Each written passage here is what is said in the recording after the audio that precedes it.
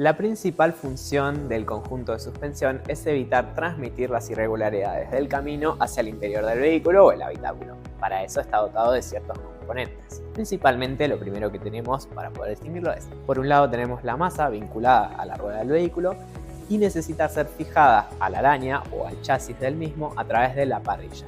Muy bien, ya una vez que tengo vinculada y que puede pivotar ese punto, me está faltando algo.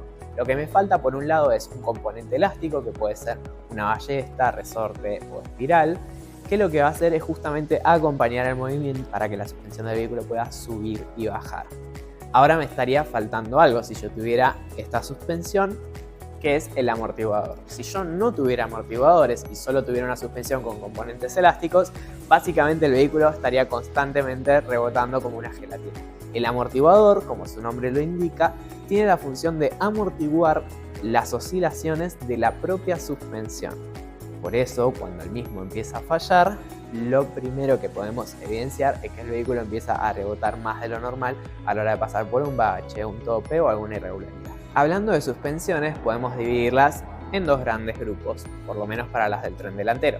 Tenemos por un lado la suspensión del tipo McPherson y por el otro la de paralelogramo deformable o paralelo deformable. Primero tenemos la McPherson, la misma por lo general consta de un amortiguador y está vinculada la masa con el vehículo con solo una parrilla o brazo de suspensión. En donde difiere con el paralelogramo deformable es que la otra tiene dos o más brazos de suspensión que acompañan el movimiento a la hora de subir y bajar la rueda. Por lo general, este tipo de suspensión es mucho más costoso porque lleva mayor cantidad de piezas, en lugar de tener un brazo tiene dos o más, y suele ser más costoso a la hora de ser reemplazado. Por lo general solemos encontrar este tipo de suspensión en los vehículos de fabricación alemana. Sin embargo, en los de fabricación latinoamericana, los mercados más domésticos suelen usar la suspensión del tipo McPherson. Algunas suspensiones están dotadas por lo que se conoce como barra estabilizadora o barra antirrolero. La principal función que tiene esa barra, que conecta ambos extremos de la suspensión, es evitar que en curvas muy cerradas o maniobras exigidas, como por ejemplo esquivar un obstáculo, la carrocería del vehículo se mueva demasiado, volviéndolo inestable y propenso a tener un accidente. Cabe aclarar que no todas las suspensiones cuentan con barra estabilizadora, porque algunas, por el diseño, directamente no la necesitan.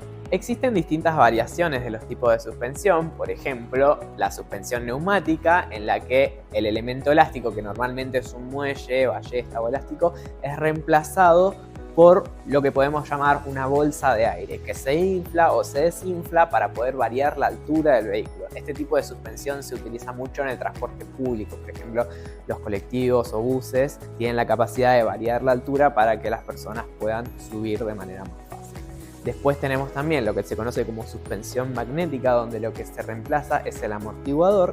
En su interior, a diferencia de un amortiguador convencional, se coloca un fluido magnético y cuentan con una electroválvula que actúa, en realidad es un electroimán, que actúa permitiendo o impidiendo el paso de este fluido dentro del amortiguador, lo que puede hacer más dura, más rígida la suspensión para adaptarse al tipo de conducción.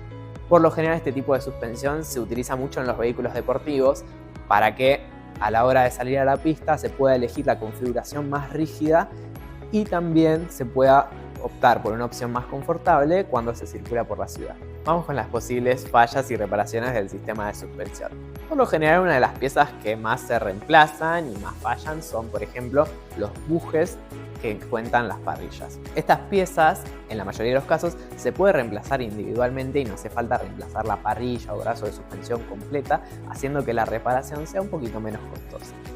En algunos casos, algunos fabricantes directamente hacen la parrilla completa o brazo de suspensión con el buje incluido y es necesario reemplazar la totalidad.